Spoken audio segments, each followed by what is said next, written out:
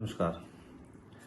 कल रानीवाड़ा के अंदर हमारे विधायक रतन देवासी ने एक बड़े झमेला किया था, जिसमें 21 तारीख के मध्य रात्रि 1:42 पे एक ट्वीट किया था कि भाई मुझे और मेरे परिवार को जान से मारने का खतरा है। तो उसके उपलक्ष्य में प्रशासन के बार बार कहने के बावजूद भी इन्होंने 28 तारीख को एक आम मीटिंग रखी।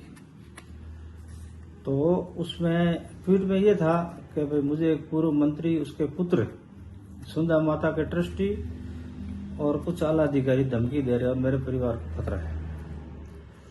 तो कल मीटिंग करी तो उसमें ऐसा तो कुछ नहीं निकला। नेताजी के 52 मिनट भाषण के अंदर सिर्फ गोल गप्पे ही निकले और दे के इसने सारे आरोप मेरे पे गढ़े, जो हमारी मतलब राजनीतिक वैचारिक मतभेद पिछले 4.5 पौने 5 साल से चल रहे हैं।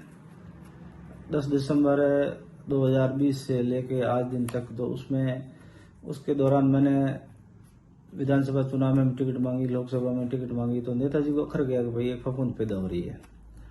तो ऐसा कुछ नहीं था। उन्होंने कल न तो मंत्री किसी का नाम लिया, न ट्रस्टी का नाम लिया, न कुछ। हमारे जो सोशल मीडिया पब्लिक डोमेन पर जो कुछ भी छोटी मोटी बातें थी, तो उनको अब मारवाड़ी में कहा तांतो करे, तांता करना वजह के तुमने ऐसे कार, काली चुनरी धोड़ी चुनरी, जबकि ऐसी कोई बात ही नहीं है।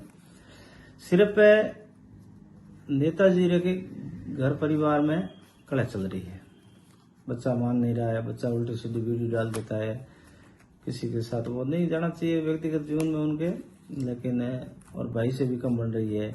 प्रॉपर्टियों में इन्वेस्ट हो रहा है, लंबी चौड़ी प्रॉपर्टियां हैं, जो किसी महाराज जी की दी हुई दान की प्रॉपर्टियां हैं, तो वो लंबा चौड़ा विवाद है। वो अगर दान का धन है और किसी महाराज का और बनियों का है, तो वो फिर घर में तकलीफ तो करेगा ही। वहां कोई साधु संत पैदा थोड़ी होंगे, ऐसे शिलाजीत तो बेचने वाले पैदा होंगे। तो वो एक झगड़ा है। और दूसरा राजनीतिक वर्चस्व है। अब उसे और एक इनके छोटे भाई ने अंतरजातीय विवाह कर लिया, तो समाज के अंदर लोग प्रेशर शुरू हो गया और लोगों ने प्रेशर बनाना शुरू कर दिया कि भाई आप समाज की बेटी को छोड़कर और किसी अन्य समाज की बेटी लाते हो, ऐसी कास्ट की, तो फिर समाज का क्या हुआ। तो इस तरह से समाज ने दबाव बनाना शुरू किया। नेताजी ने ध्यान डाइवर्ट करने के लिए ये सब नाटक किया, जो मेरे पे पूरा ठीकरा फोड़ा है। मैंने पूर्व में भी कहा है, 2 वीडियो में और जारी किया था।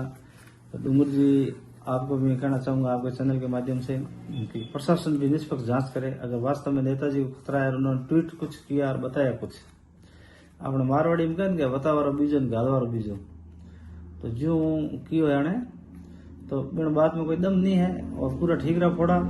और अगर नेताजी में बातों में दम होता तो यहाँ कांग्रेस विपक्ष में राजस्थान में और महज गुणसितर एमएलए में से एक एमएलए को अगर जान का खतरा है, तो आप क्या समझते हो, भारतीय जनता पार्टी की सरकार की 12 बजा देते हैं।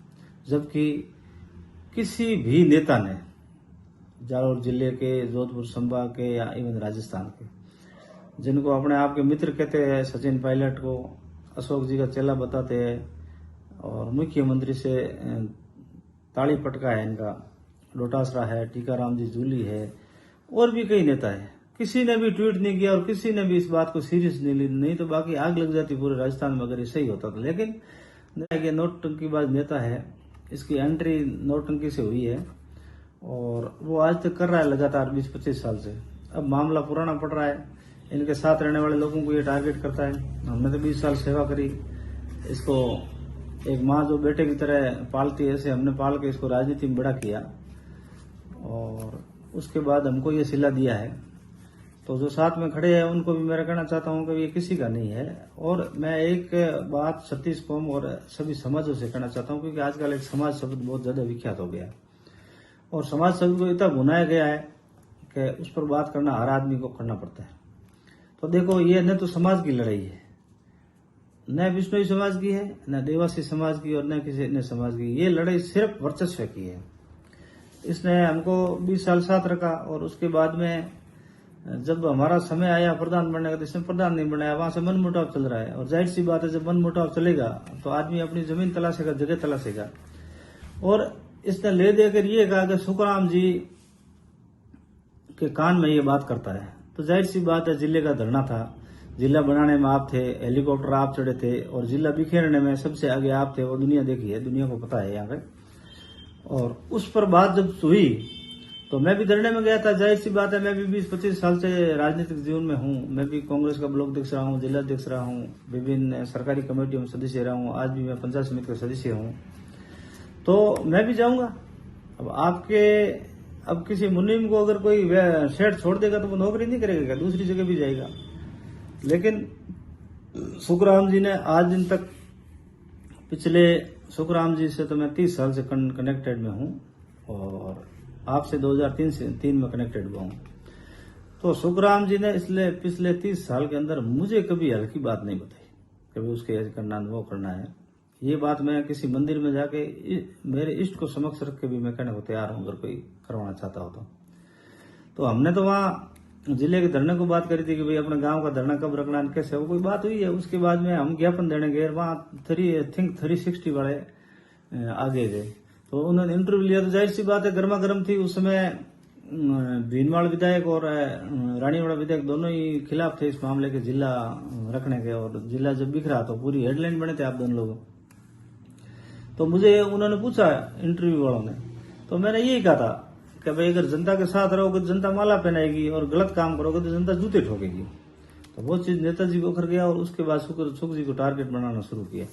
तो इसका कोई मतलब नहीं है। सुखराम जी जैसे संत नेता राजनीति में पैदा होना बहुत मुश्किल है। राजनीति में बहुत सारे लोग मिल जाएंगे, लेकिन राजनीति में रहकर संत का जीवन जीना मैं गलत नहीं कहूंगा, क्योंकि हम तो 95 से सुख जी के टच में है। इनका पहला चुनाव जब डेलीगेट का लड़े तब से हम इनके कार्यकर्ता थे। 2000 में मैंने भी चुनाव लड़ा, इन्होंने भी लड़ा। मैं रानीवाड़ा से प्रधान का दावेदार था रत्नाराम जी के समय। मैं 66 वोट से हार गया, तो सीटें 19 और 10 आ गई, उसमें 10 और 9, तो 10 बीजेपी की आ गई, 9 हमारी। जो मेरे सामने जीती वो मेरी चाची थी, मेरे कुटुंब की है। तो एक उसको लाके हमने प्रधान बनाया, और 9 हमारे पास थे, तो बीजेपी में से भाग तोड़ करके हमने वो उसको बनाया। तो जब से मैं तो राजनीति में हूं। उसके बाद आप जब आए थे तो नेताजी में तो उसमें यूथ कांग्रेस का जिला अध्यक्ष था, उसके बाद 2 बार बना, 2 बार ब्लॉक अध्यक्ष बना। तो मेरी काबिलियत थी, लेकिन तुम्हारे आने के बाद मेरा ऑपरेशन ही हुआ है, मेरी प्रॉपर्टियां बिकी है, मुझे फायदा कुछ नहीं हुआ। तो कुल मिला के जो आपने सुधा माता ट्रस्ट पे आरोप लगाया पवित्र स्थान पर, आपके खिलाफ कार्रवाई होनी चाहिए। सुधा माता ट्रस्ट के लोगों से, प्रशासन से मेरा निवेदन है कि नवरात्रि चल रहे हैं और ऐसे गलत आदमी, जवाबदार आदमी ऐसे गलत कमेंट करता है, तो कानून सबके लिए बराबर है, तो इनके खिलाफ कार्रवाई करो। और अगर मैंने इनको धमकी दी है, पब्लिक डोमेन पे जो बातें होती रहती है छोटी मोटी, तो उसको लेकर आप तांता करते हो तो उसका कोई मतलब नहीं है। तांता करने यहाँ तो बहुत सारे तांता है, लेकिन कोई ठोस बात नहीं है। पब्लिक डोमेन पर कई बात कोई कुछ नहीं है। मैंने आपको व्यक्तिगत फोन किया हो या कोई चिट्ठी लिखी हो,